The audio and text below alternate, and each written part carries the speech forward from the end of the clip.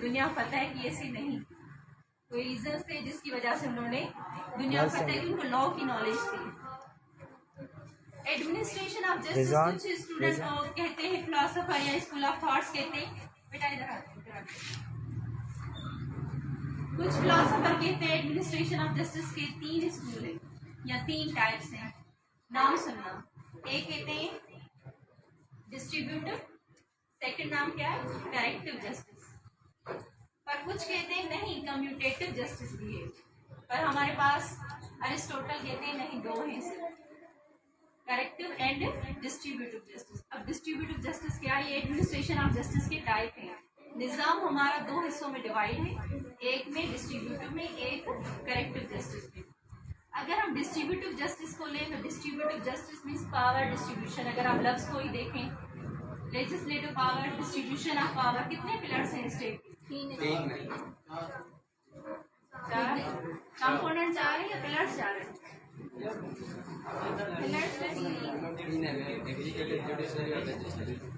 Executive, legislation, judiciary का क्या काम है? इंटरप्रेट करना। अच्छा, एलिमेंट यहाँ का कंपोनेंट को लें तो कितने हैं?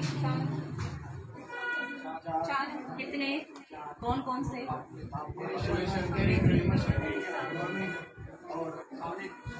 Sovereignty, population, territory, government.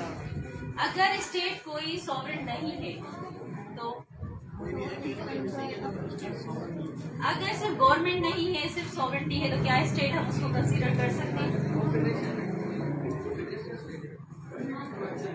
जी बिल्कुल, इसको आप स्टडी करना कि अगर सिर्फ सॉवरेंटी है, एलिमेंट 4 एलिमेंट है ना स्टेट में, अगर सिर्फ एक भी हमारे पास इसका एलिमेंट आ जाता है तो क्या वो स्टेट में कंसीडर होगी या नहीं?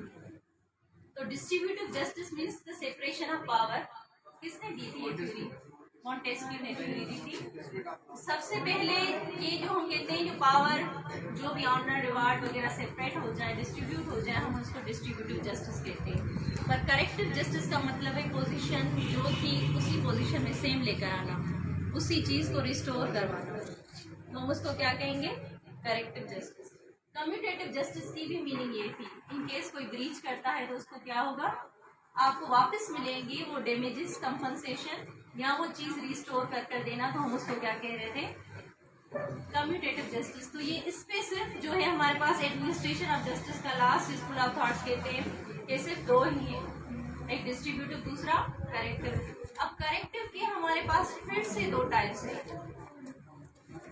करेक्टिव जस्टिस के फिर हमारे पास 2 टाइप्स हैं, एक क्रिमिनल एडमिनिस्ट्रेशन ऑफ जस्टिस जो अब हम पढ़ेंगे, और एक है सिविल एडमिनिस्ट्रेशन ऑफ जस्टिस। अब अगर हम बात करें सिविल की, तो सिविल में 2 चीजें हैं, जस्ट एक प्राइमरी राइट्स, दूसरे सैंक्शनिंग राइट। सुने भी होंगे पहले कभी कहीं से, और हमसे पहले हमारे टीचर भी लेक्चर देकर गए, सर अरशद हुसैन सुमरो, वो मेरे टीचर रह चुके हैं और 13 से हमें फ्री ऑफ कॉस्ट सर ने पढ़ाया है। ठीक है, तो यहाँ पे मैं उनकी बात करना जरूरी समझूंगी, आज जो कुछ भी है उनकी वजह से। करेक्टिव, इसमें सिविल, अगर हम सिविल जस्टिस सिस्टम की बात करें तो उसमें कौन से आगे? Primary rights and sanctioning right. Primary rights कौन से होते हैं? Fundamental rights. अच्छा, ये मैं सोच ही रही थी कि आप लोग बोलोगे फंडामेंटल राइट्स। फंडामेंटल राइट्स और आर्म राइट्स में क्या फर्क है? आप लोग जानते? फंडामेंटल राइट्स और फंडामेंटल राइट्स, ह्यूमन राइट्स और बेसिक राइट जो हमारे नेचुरल राइट है, क्या डिफरेंस है इसमें?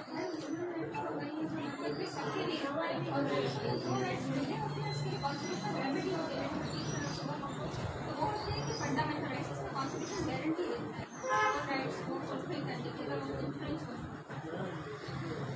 डिफरेंस क्या है? कभी हम कहते हैं फंडामेंटल राइट, कभी कहते हैं ह्यूमन राइट्स, कभी कहते हैं नेचुरल राइट, क्या डिफरेंस है? सब जो भी स्टूडेंट हैं यहाँ पे बैठे हुए हैं, कोई जिसको जो दिल करे आंसर दे सकता है। जी, कॉन्स्टिट्यूशन दे रहा है, बिल्कुल सही।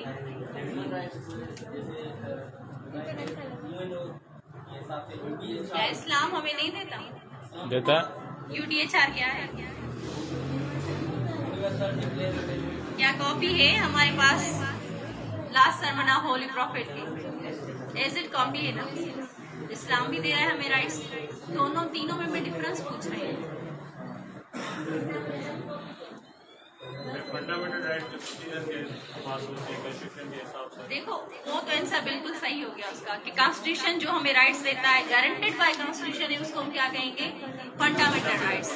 ह्यूमन राइट्स कौन से हैं? ह्यूमन राइट्स में इस्लाम में है कि सारे सिटीजन इक्वल है।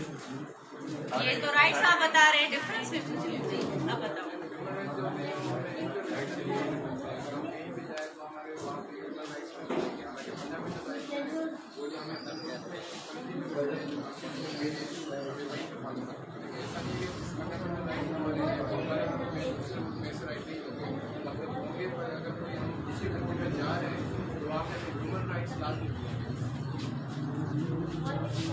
क्या हमारे फंडामेंटल राइट कहीं और एप्लीकेबल नहीं है?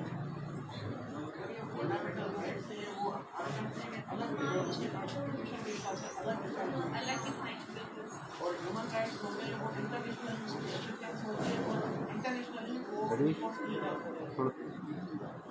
सवाल मुबारक हम लोग सवाल लगा।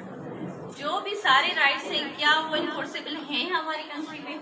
जो भी यूएनओ के चार्टर में है या जो हमें सीडा में दिए गए हैं, चाइल्ड जो डिक्लेरेशन है उसमें दिए गए हैं, क्या हमारे पास वो सारे इन्फोर्सेबल हैं? नहीं। रिजर्वेशन भी नहीं है हमारे पास। जो फंडामेंटल राइट्स हैं उन पर रिजर्वेशन है, वो ओवरऑल फ्री नहीं है। वहाँ पे लिमिट लगाई है, subject to constitution, subject to law, subject to law, subject to according to law लिखा हुआ है ना वहाँ पे। मतलब अगर लॉ चाहे तो हमारे वो राइट हमसे वापस लिए जा सकते हैं। तो फंडामेंटल राइट्स वो राइट्स जो हमारे कॉन्स्टिट्यूशन ने गारंटेड किए, human rights guaranteed bye constitution नहीं है। पर अगर कॉन्स्टिट्यूशन बाय एक्ट इन्फोर्स करवा के और लेजिस्लेशन कर देता है तो वही राइट्स इन्फोर्स होंगे, भले दूसरे कंट्री के क्यों ना हो। अगर लेजिस्लेशन उसे मंजूर नहीं करती तो हम नहीं करेंगे। इसको हम कहते हैं इनेक्टमेंट। इनेक्टमेंट के बाद ही इन्फोर्समेंट होगी। देन हमारे पास अगर हम इसकी बात करें आम नेचुरल राइट्स की जो बाय बर्थ हमें मिले, सांस लेना ये हमें किसी ने नहीं दिया, ना ही गारंटेड है। ये हमारा बेसिक राइट है, जैसे हम पैदा हुए हैं बाय बर्थ हमें जो राइट्स मिले हैं जीने के, खाने के, पीने के, तो हम उसको क्या कहेंगे? ये राइट्स कौन से हैं? हमारे नेचुरल राइट्स। ठीक है। तब हम आते हैं अगर हमारे प्राइमरी राइट्स, कोई भी प्राइमरी राइट्स XYZ हमें कॉन्ट्रैक्ट करना है, फंडामेंटल राइट्स हैं जो हमें मिले हुए हैं कि कोई हमारी आज़ादी नहीं छीन सकता, इक्वल एजुकेशन मिलेगी, नो डाउट हमारे पास रिट्स मौजूद है इसके लिए। पर अगर कोई भी ब्रीच करेगा तो कह रहे सिविल जस्टिस सिस्टम में हमारे पास है राइट।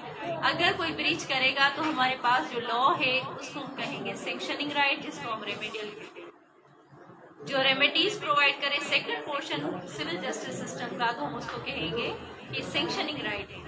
अगर कोई हमारे जो राइट्स हैं, जो बेसिक राइट्स हैं, कौन से फंडामेंटल राइट हो गए या दूसरे राइट्स हो गए, स्पेशल रिलीफ वाले राइट हो गए, कॉन्ट्रैक्ट वाले राइट हो गए, सारे अगर राइट वो अगर कोई ब्रीच कर रहा है, हमारा नाम है, कोई हमारा नाम उस नाम से नहीं ले रहा, सीधी सी बात है, एक डिक्लेरेशन में हम जाएंगे तो हम इसको क्या कहेंगे? Sanctioning right. आप मेरी बात समझ रहे हैं कि मैं क्या कह रही हूँ? प्राइमरी राइट हमारा क्या है कि हमारा जो नाम है उसी नाम से हमें बुलाया जाए। पर अगर कोई उस नाम से नहीं बुलाता, बार बार हमें दूसरे नाम से बुला रहा है, जो कि हमारा एक फंडामेंटल राइट है कि हमें अपने नाम से बुलाया जाए, पर अगर कोई हमारा ये राइट डिनाई करता है तो हमारे पास रेमेडी कानून में मौजूद है, डिक्लेरेशन की सूरत में स्पेशल रिलीफ सेक्शन 42। अगर हमने किसी से कॉन्ट्रैक्ट किया, वो बंदा क्या करता है? कॉन्ट्रैक्ट की ब्रीच कर देता है। कुछ ऐसे कॉन्ट्रैक्ट होते हैं जो कॉन्ट्रैक्ट एक्ट में हमारे पास है रेमेडीज, पर कुछ ऐसे एक्ट हैं जो कॉन्ट्रैक्ट एक्ट में हमारे पास रेमेडीज मौजूद नहीं है, तो हम स्पेशल रिलीफ में जाते हैं। अगर हम कहें तो स्पेशल रिलीफ एक एडिशन है कॉन्ट्रैक्ट एक्ट की। अगर कोई किसी ने कॉन्ट्रैक्ट एक्ट पढ़ा है, स्पेशल रिलीफ नहीं पढ़ा तो समझो आधा पढ़ा है। तो कॉन्ट्रैक्ट एक्ट की रेमेडी हमारे पास स्पेशल रिलीफ में भी मौजूद है। अगर कोई ब्रीच करता है कॉन्ट्रैक्ट की तो हम परफॉर्मेंस में जाएंगे, स्पेशल रिलीफ के सेक्शन 12 में। अगर कोई हमें डिस्पोजेस कर देता है तो ये भी हमारा राइट है ना कि हमारा ये घर है, हमें कोई डिस्पोजेस ना करे। कोई डिस्पोजेस कर देता है तो हम जाएंगे पोजीशन रिकवरी के लिए। तो ये हमारे जो रिकवरी हो गई या डैमेजेस हो गए, कॉन्ट्रैक्ट के लिए हम कोई भी रेमेडी अवेल करने जा रहे हैं, सेक्शनिंग राइट है ये हमारे। अब हम आते हैं क्रिमिनल जस्टिस सिस्टम सिस्टम में हमारा क्रिमिनल जस्टिस सिस्टम 5 थ्योरीज पर बेस कर रहा है। 5 थ्योरीज वो कौन सी हैं? नाम बताते जाए। Deterrence, retribution, reformation, compensation and और retribution theory. Retributive theory, reformation theory. सबसे पहले डेटरेंस थ्योरी का मतलब क्या है? यानी कि ऐसी सजा देना कि जिससे सबको सबक मिल जाए। अच्छा, लॉन्ग टर्म डिफरेंस और शॉर्ट टर्म डिफरेंस क्या है? हमारा criminal administration of justice 5 theories पे बेस कर रहा है। डेटरेंस, प्रिवेंटिव, रिफॉर्मेटिव, रेट्रिब्यूटिव और कंपनसेशन थ्योरी, जिसको हम कहते हैं रेस्टिट्यूशन भी। सही है। डेटरेंस अगर हम कहें तो डराना, पर इसमें 2 टाइप्स की डेटरेंस है। अच्छा, कार्पस किस चीज को कहते हैं? बॉडी को। कभी किसी ने सुना था पहले? कितने लोगों ने सुना था यहाँ पे? लीगल वर्ड है हेबस कार्पस। Habeas corpus. जब भी हम मेडिकल में पोस्टमार्टम में जाते हैं, कह रहे हैं कि कार्पस का पोस्टमार्टम करो। मेडिकल जूरिस में आप पढ़ोगे तो फाइनल ईयर में अभी आएंगे, कहते हैं कि आप कार्पस का पोस्टमार्टम करो। कार्पस किसको कहते हैं? बॉडी को। कार्पस हमारे पास एक जूरिस्ट भी है, कार्पस हमारे पास एक बुक भी है लीगल डिक्शनरी की, याद रखना ये भी। तो डेटरेंस थ्योरी में एक लॉन्ग टर्म डेटरेंस है, एक शॉर्ट टर्म डेटरेंस है। लॉन्ग टर्म का मतलब है कि हम अगर किसी को सजा दें तो उसे अवाम सीखे, फिर से वो क्राइम ना करे, तो इसको हम कहते हैं long term deterrence. Short term किसको कहेंगे?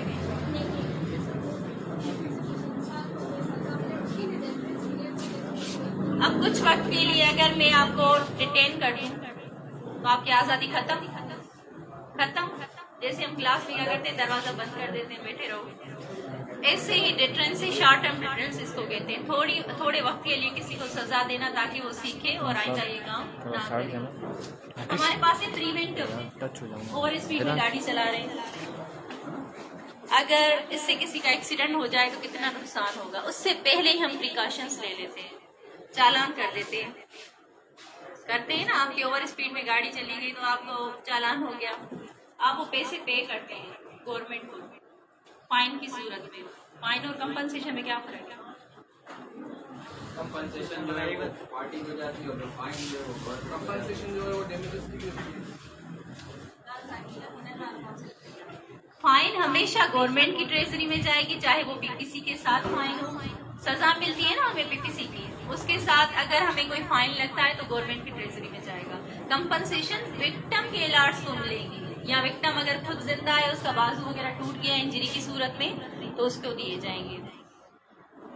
प्रिकॉशंस का मतलब है प्रिवेंटिव थ्योरी के पहले ही अगर क्राइम ना हो, क्राइम से पहले कोई प्रिकॉशंस ले लें, कोई मेजर्स ले लें, तो हम उसको कहेंगे प्रिवेंटिव थ्योरी।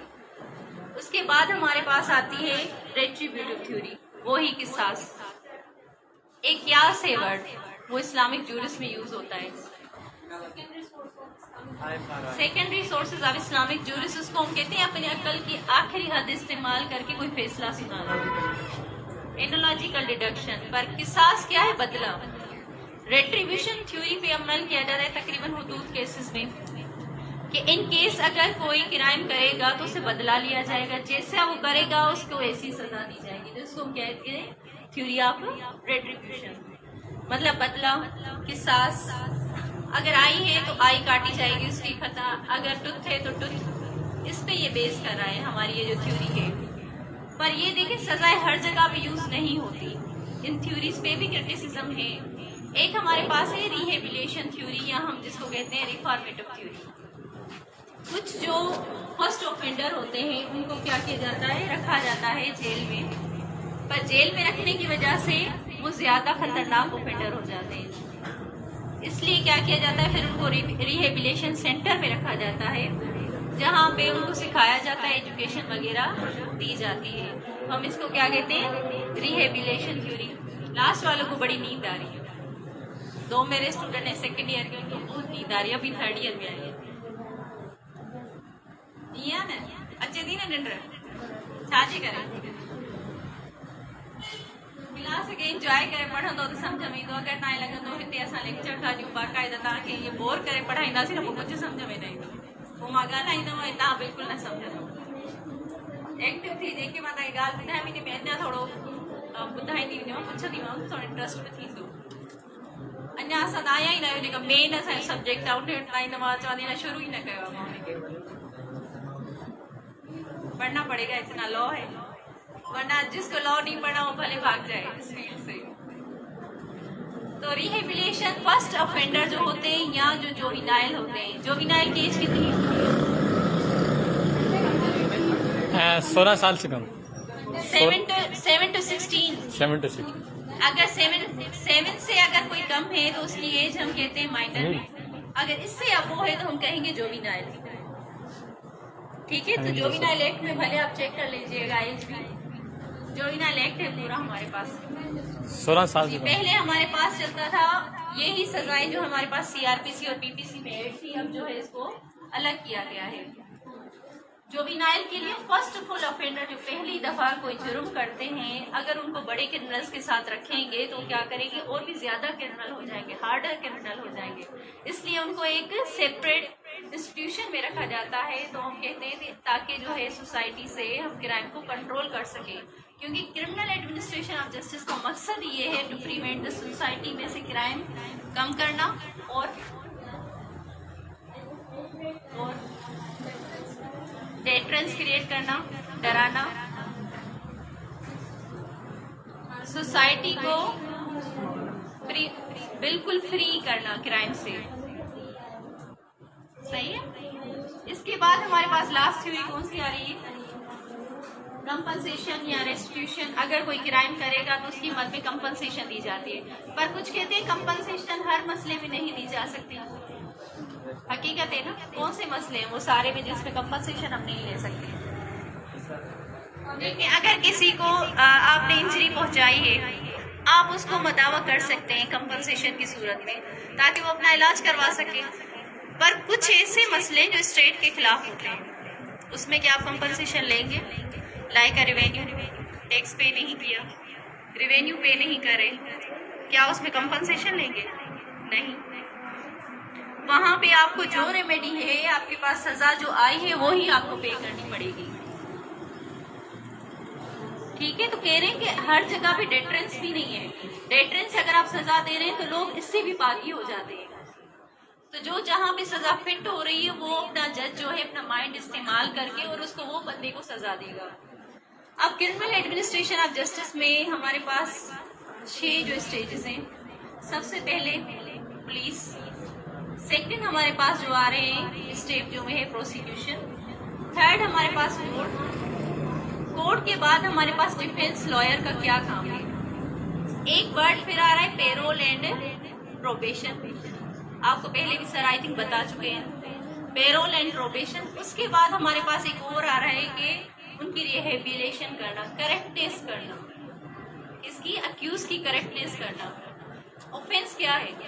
अब हम शुरू करते हैं फर्स्ट स्टेज से, जिसको हम कहते हैं पुलिस। पुलिस क्यों मोशन में आती है, क्या रीजन है?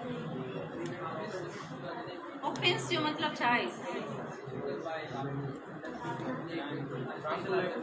रामफुल एक्ट भी ऑफेंस जेला केड़ा एलिमेंट जरूरी है?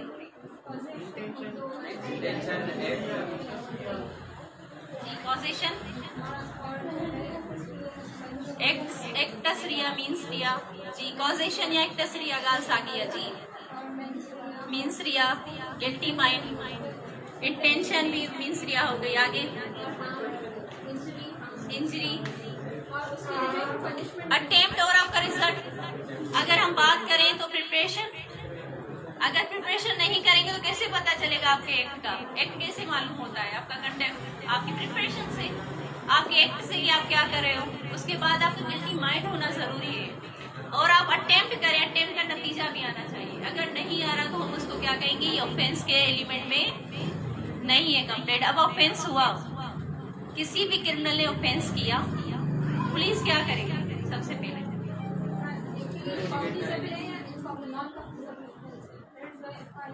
कॉग्निजेबल, नॉन कॉग्निजेबल कहाँ पे डिफाइन है? और सेक्शन कौन सा है? सेक्शन बेटा सेक्शन सीआर 155 में छा लिखियल जंहिंखे एनसी चवंदा आहियूं। I-154 FIR अच्छा, पुलिस इसके बाद जो है जैसे ऑफेंस हुआ अगर देखती है कि कॉग्निजेबल ऑफेंस है तो विदाउट वारंट के क्या करेगी, एफआईआर दर्ज कर देगी और अरेस्ट करेगी। एफआईआर दर्ज होगी तो अरेस्ट कर सकती है, अदरवाइज नहीं। अब वकील क्या करते हैं?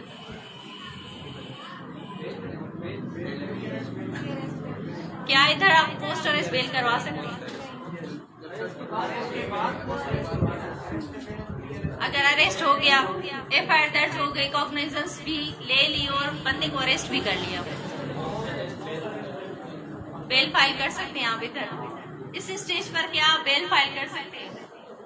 बंदा अभी रिमांड में है, बंदा अभी रिमांड में है, अभी तो हम कोर्ट में गए नहीं ना, अभी हम कोर्ट में गए नहीं। अब हम कहाँ पर हैं? अभी तक हम जो है रिमांड के 2 टाइप्स है ना, एक पुलिस रिमांड, एक जुडिशियल रिमांड। अभी हम कहाँ पर हैं?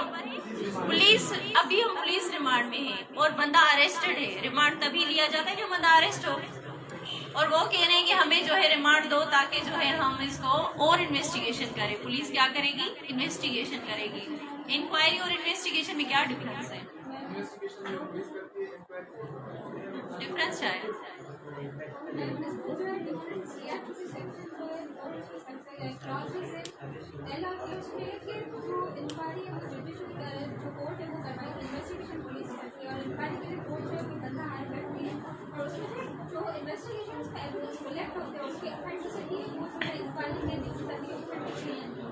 अब आपने तकरीबन आंसर सही दिया है लास्ट में ना, जो मैं पूछना चाह रही हूँ। इन्वेस्टिगेशन और इंक्वायरी, चलो पुलिस और मजिस्ट्रेट की बात समझ आ गई। मेन डिफरेंस क्या है? मेन डिफरेंस क्या है इंक्वायरी और इन्वेस्टिगेशन में? अब अपना दिमाग चलाओ तो नींद भी नहीं आएगी। एविडेंस वगैरह दिला, इंक्वायरी चला गई केड़ी स्टेज ते थी सके? क्या सभी स्टेजेस ते थी सके इंक्वायरी? ट्रायल के दौरान चार्ज खां पहिरियां पोइ किथे थी सके? अगर मां चवां इन स्टेज त हाणे जॾहिं तव्हांखे इहा सम्झ में ईंदी ॿिन्ही में डिफरेंस छा आहे त तॾहिं तव्हां मुझे ॿुधाईंदो न आंसर। अगर आपको मालूम पड़ेगा कि दोनों में डिफरेंस क्या है फिर ही आप मुझे बताएंगे ना। इन्वेस्टिगेशन हमेशा पुलिस करती है फॉर कलेक्शन ऑफ एविडेंस के, और जो हमारे पास इंक्वायरी है हमेशा फॉल्स और ट्रुथ एंड फॉल्स को जानने के लिए, क्या सही है क्या गलत है, ये क्या हो गया, ट्रुथ को जानने के लिए इंक्वायरी है। और investigation for the collection of evidence. Investigation हमेशा चालान से पहले होती है, inquiry at any stage of the trial हो सकती है, इवन जजमेंट से पहले भी। सही? अगर इंक्वायरी अगर हम करें तो देखिए, इंक्वायरी हम एविडेंस चली, उसके दौरान कुछ ऐसे फैक्ट आ गए जिससे मालूम हुआ जज को कि नहीं इस मसला है केस में, वाकई में हमें थोड़ी इंक्वायरी करवानी चाहिए। कंप्लेंट में होती है इंक्वायरी, देन कंप्लेंट जो है एडमिट होती है। 202 में लिखा हुआ है ना क्या कंप्लेंट की इंक्वायरी होगी, देन 204 में प्रोसेस इशू होगा सीआरपीसी में। अब ये मुझे नहीं पता कि आप लोग सब पढ़कर आए सीआरपीसी या नहीं, अभी नहीं पढ़ी तो आगे आपको काम आ सकता है ये, मतलब थोड़ा बहुत। तभी मैं थोड़ा डायरेक्ट कंप्लेंट में नहीं जाए, पर डायरेक्ट कंप्लेंट में आपका लेक्चर हो चुका है मेरे ख्याल से। बावी भी डायरेक्ट कंप्लेंट एफआईआर थी चुका था लेक्चर में, तो इन्हीं जगह मैं थोड़ी बड़ी डिस्कस करूँ। अब हमारे पास 2 स्टेजेस आ गई। जैसे पुलिस के पास केस आया तो पुलिस ने क्या किया, इन्वेस्टिगेशन करना स्टार्ट किया। इन्वेस्टिगेशन के दौरान बंदे को अरेस्ट भी कर लिया। अगर ये बंदा जेल में, मतलब पुलिस के पास है, पुलिस रिमांड में है, तो हम पोस्ट अरेस्ट बेल फाइल नहीं कर सकते जब तक उसको जेसी करके जेल में ना भेजा जाए। अब काफी गर्ल्स कहती है, जैसे मैं पहले सोचती थी अब जेसी क्या है, पुलिस रिमांड क्या है। अब पहले पुलिस के पास है तो वो भी जेल है, वो भी जेल है, दोनों में फर्क क्या है? जेल तो जेल है, हाँ ना। तो जब पुलिस के पास होता है तो वो हमारे पास होती है पुलिस रिमांड या पुलिस कस्टडी में होता है बंदा, जुडिशियल कस्टडी हम उसको कहते हैं। जब जुडिशियल कस्टडी में चला जाता है तो उस पर रिमांड में नीचे लिखते हैं इस बंदे को हमने जेसी कर दिया है, अब ये जाएगा या नारा जेल या सेंट्रल जेल, अगर हैदराबाद की हम बात करें। अगर चला जाता है वहां पे तो हम वकालतनामा साइन करवाते हैं, कहाँ से, वहां पे जेल पर जाकर जेल सुप्रिटेंडेंट ठप्पा लगाता है। उसके बाद जो है हम आगे चलकर फर्दर प्रोसीडिंग में जाते हैं और बेल फाइल करते हैं। पोस्ट अरेस्ट बेल में हमेशा एफिडेविट नहीं होता, क्यों? जेल में हूंदो न, किथां कराईंदासीं एफिडेविट? दिमाग हिलायो ना हिलायो ना। अगर बंदा जेल में होगा तो कैसे करवाएगा एफिडेविट? प्री अरेस्ट बेल में क्यों करवाते हैं? इसलिए कराते हैं बंदा बाहर है जेल से, उसके लिए हमें जेसी की भी जरूरत नहीं है। बंदा बाहर है जेल से तो पहले ही बजाय जो बंदा अरेस्ट हो जाए उससे बेहतर है आप अपने घर वालों को या जो रिलेटिव से कोई ऐसा मशवरा मांगते तो दे दिया करो, प्री अरेस्ट बेल करवा लिया करो।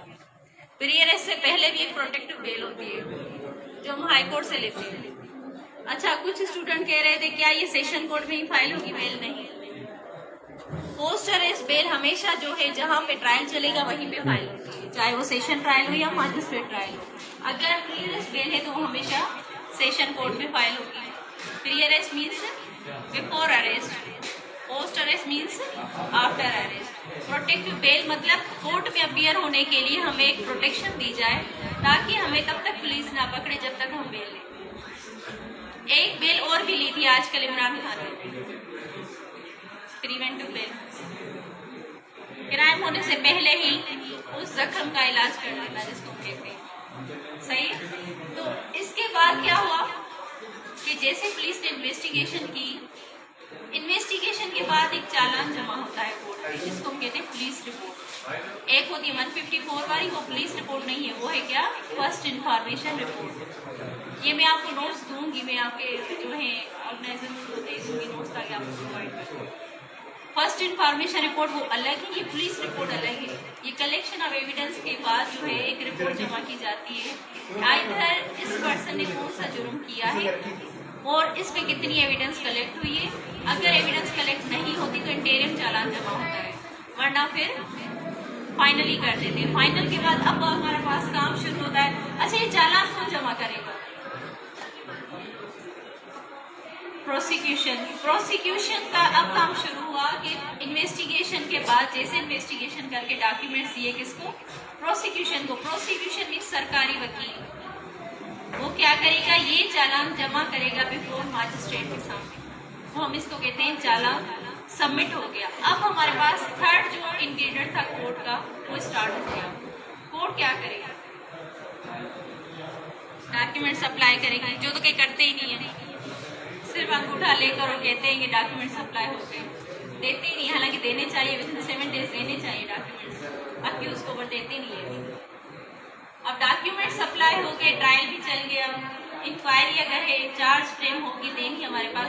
कहते हैं कुछ केसेस में चार्ज फ्रेम किए बगैर अगर जज सजा सुना देता है तो उस केस का क्या होगा? चार्ज है ना, एलिगेशन। चार्ज क्या है? एलिगेशन है कि आपने क्राइम किया है नहीं किया, इस दिन का डेट का हर चीज जज बताएगा। चार्ज कौन फ्रेम करता है? जज साहब खुद करते हैं, मजिस्ट्रेट करते हैं, क्योंकि कॉग्निजेंस हमेशा कौन लेता है? अगर मर्डर ट्रायल है, ये सवाल है कि जो काफी स्टूडेंट को नहीं मालूम होता, इन केस अगर मर्डर ट्रायल भी है ना तो कॉग्निजेंस जज ही लेगा, मजिस्ट्रेट ही लेगा, सिविल जज नहीं मजिस्ट्रेट लेगा। सेक्शन कौन सा है? 190।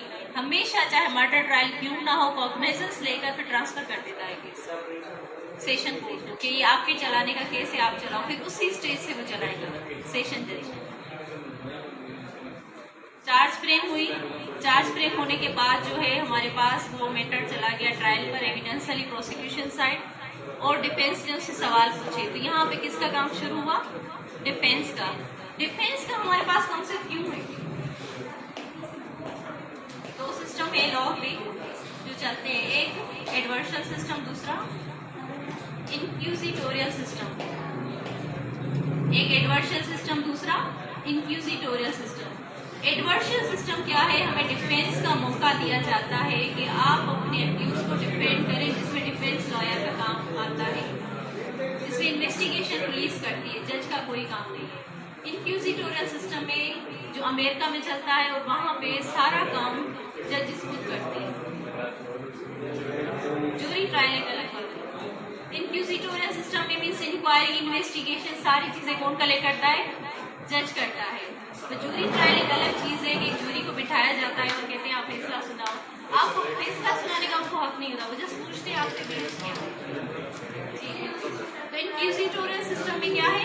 सारी इन्वेस्टिगेशन खुद करते हैं। हमारे पास ये सिस्टम नहीं है, हमारे पास अक्यूज को ज्यादा वो क्या है, और यहाँ पे हमारे पास एडवर्सल सिस्टम है। पाकिस्तान में, यूके में कौन सा सिस्टम है? एडवर्शन सिस्टम है। और हमारे पास स्टिल क्रिमिनल जस्टिस सिस्टम के वही कॉन्सेप्ट है जो पहले थे, क्योंकि पर्पस तो वही है, प्रिवेंट क्राइम तो करना। चाहे कितनी भी चेंजिंग हो जाए, हमारे पास ये चेंजिंग नहीं हो रही। अब कोर्ट ने ट्रायल चला दिया, देन हमारे पास एक वर्ड आया कन्विक्शन का, सजा ही बंदे को। अब कह रहे यहाँ पे भी ये स्टेज खत्म नहीं होती, सजा के बाद आपका पेरोल एंड प्रोबेशन लग शुरू हो रहा है।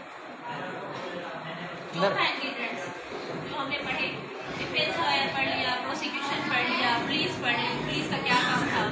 अब हम आ रहे हैं कि रिहेबिलिटेशन में भी भेजना चाह रहे हैं, पर उससे पहले प्रोबेशन एंड पेरोल क्या है। अच्छा, मुल्जिम और मुजरिम सुना होगा, कभी कोई मुल्जिम कहता है, कभी कोई मुजरिम कहता है।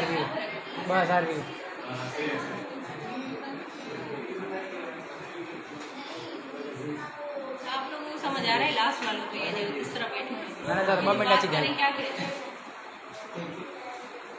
बेटा, ये चवन दादा सजा नथी जीवने का पहना असां मुल्जिम चवंदा पोइ बाद में मुजरिम चवंदा, सही था चवनि? माना कीअं था सही? पोइ मुजरिम चवंदासीं, मुल्जिम चवंदासीं, सजा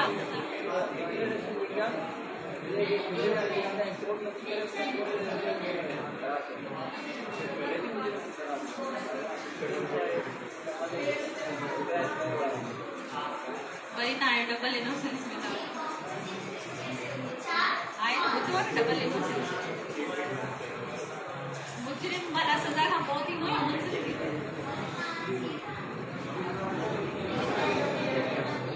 सजा मां उन्हनि खां थी चला, उन्हनि खां पुछां छा थींदो? सजा खां पोइ मुजरिम थींदो, मुल्जिम थींदो, छा थींदो? हाँ, मुजरिम थींदो। अगर सजा आ गई तो हम उस बंदे को क्या कहेंगे? क्योंकि गिल्ट प्रूव हो गया, उसका क्या हुआ? गिल्ट प्रूव हो गया, तो हम उसको कहेंगे मुजरिम, और उससे पहले कहेंगे मुल्जिम। डबल इनोसेंस क्या है फिर?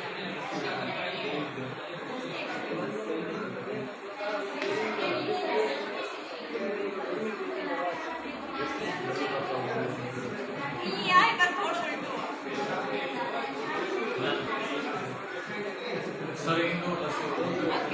डबल इनोसेंस आए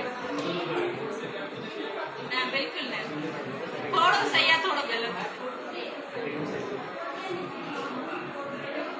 कानून की नजर में एक बंदा इनोसेंट हमेशा होता है, पहले केस होने से पहले भी इनोसेंट, केस हो गया और जब तक उसके गिल्ट प्रूफ ना हो जाए तब भी हम उसको क्या कहेंगे? इनोसेंट। फिर अक्यूटल और ये जो है बाद में इसकी कन्विक्शन की तो बात अलग है। यहाँ पे हमारे पास 3 ग्राउंड्स हैं, 3 स्टेजेस हैं। एक तो इनोसेंट स्टेज। अब डबल इनोसेंस क्या? एक सबसे पहले बंदा उसको हम इनोसेंट कहते हैं, और बाद में भी जब तक गिल्ट प्रूफ ना हो जाए तब हम उसको इनोसेंट कहते हैं। इसको हम कहते हैं डबल इनोसेंस का। एक रूल है, रूल ऑफ कंसिस्टेंसी। एक बंदे को बेल मिली है तो मुझे मिलनी चाहिए, भले मेरा राइट नहीं है, हम इसको कहते हैं रूल ऑफ कंसिस्टेंसी। एक बंदे को बेल मिली है तो मुझे भी मिलनी चाहिए, क्योंकि मेरा भी अब राइट अराइज हो गया, वो भी मेरे साथ ही क्राइम कर कर आया था, मैं मान नहीं रहा, क्योंकि अभी तक फर्दर इंक्वायरी की जरूरत है। पर डबल यहाँ पे हमारे पास कहते हैं रूल ऑफ कंसिस्टेंसी पर हम बेल लेते हैं। इस बंदे को बेल दी है, ये भी मेरे साथ था क्राइम में, मुझे जब तक क्राइम प्रूफ ना हो जाए तब तक मुझे भी बेल दी जाए। तो यहाँ पे कह रही, या तो जज करेगा रिलीज, या तो उस बंदे को करेगा अक्यूट, या तो भेजेगा उसको प्रोबेशन पर।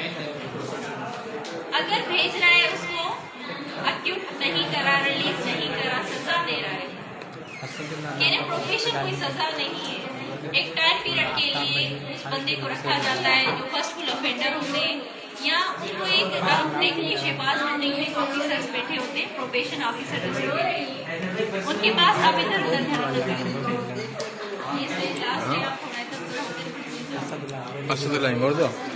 प्रोबेशन ऑफिसर के पास एक देनी पड़ती है हाजिरी, जैसे पेशी लेते हैं हमेशा, पर एक सजा नहीं है।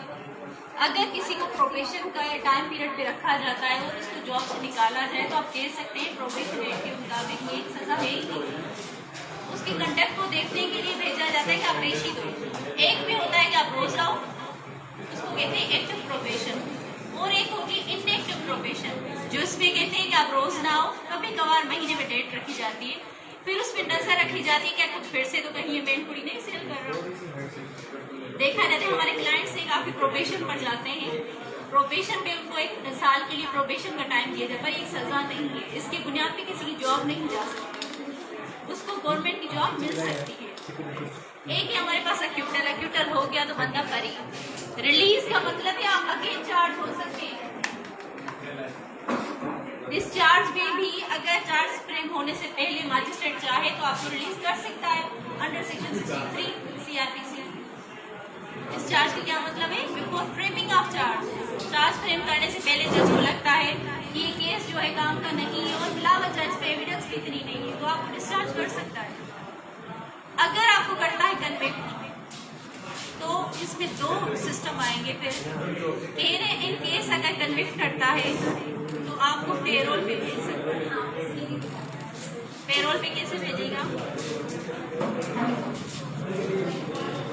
देखो एक तो कन्विक्शन हो गई, अगर इन केस अगर आपने पूरा जो है अपनी सजा काट ली तो आपको रिलीज किया जाएगा, अगर सजा काट ली तो रिलीज किया जाएगा। कोई भी आ जाए अपना ध्यान भूल जाओगे कि मैं क्या पढ़ा है।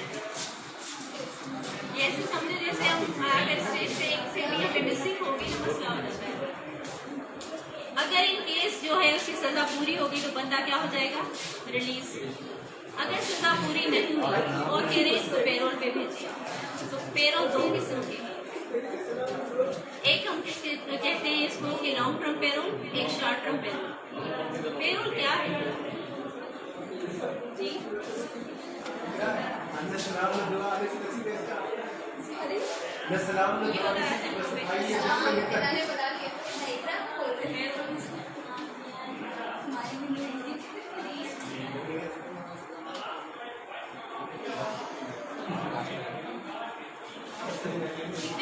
डेली चाहिए था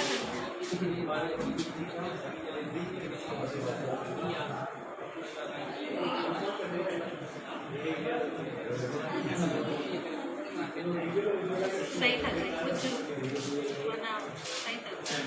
पेरोल का मतलब है कि अगर इन केस किसी बंदे के रिलेटिव की डेथ हो गई, जनाज़े नमाज में जाना है, उसके लिए जो है मजिस्ट्रेट जो है वहाँ पे थाने वाले जो भी सुप्रीडेंट होगा उसको पेरोल पे भेज सकता है, उसको हम कहते हैं शॉर्ट टर्म पेरोल। दूसरा इस्लामिक लॉ है ये कि 4 मंथ के अंदर जो है इन केस अगर आप फौजियों को देखेंगे उनके लिए भी सेम रूल है और यहाँ पे अननेचुरल ऑफेंस ना बढ़ जाए इसलिए जो कैदी होते हैं उनको भी 4 महीनों के बीच में, हमारे पास पाकिस्तान में तकरीबन ऐसे होता नहीं है पर है पेरोल की डेफिनेशन में है कि उनको घर भेजा जाए 1 दिन छुट्टी पर। इन केस अगर उनकी सजा ज्यादा है, अगर कम है तो कोई बात नहीं, अगर सजा उनकी ज्यादा है 1 साल से ज्यादा है 2 साल से ज्यादा है तो उनको पेरोल पे भेजा जाए।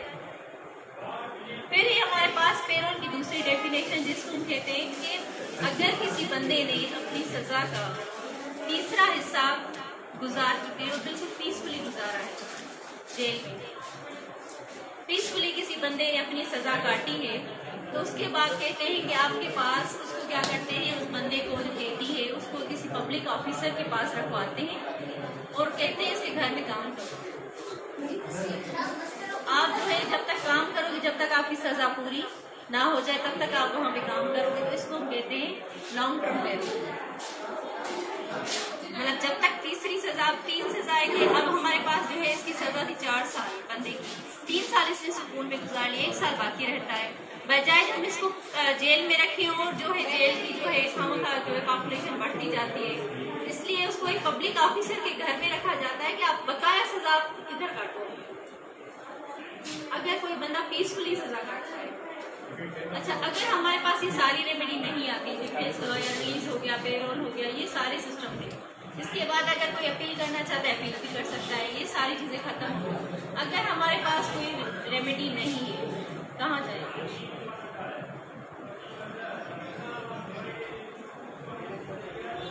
अगर हमारे पास ना क्रिमिनल जस्टिस सिस्टम में कोई रेमेडी है, ना सीपीसी में रेमेडी है, कोई भी एडिक्वेट रिलीफ नहीं है, तो हम कहाँ जाएं? रेट पिटीशन में। अगर आपके फंडामेंटल राइट डिप्राइव हो रहे हैं कौन सी रेट में जाओगे?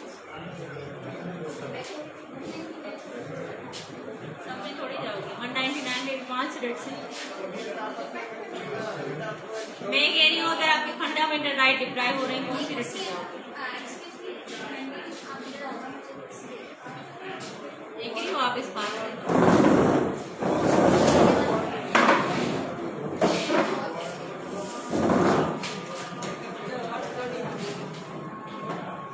नाला वठंदा मीनिंग अचे थी न के नाला वठंदा मीनिंग अचे थी न या कॾहिं थी त सीरियसली ॿुधाए मां ॿुधाए छॾियो ना आहे ख़बर। हमारे पास 5 रिट्स हैं कॉन्स्टिट्यूशन में 199 में। इन केस हमारे पास एडिक्वेट रेमेडी कहीं पे मौजूद है।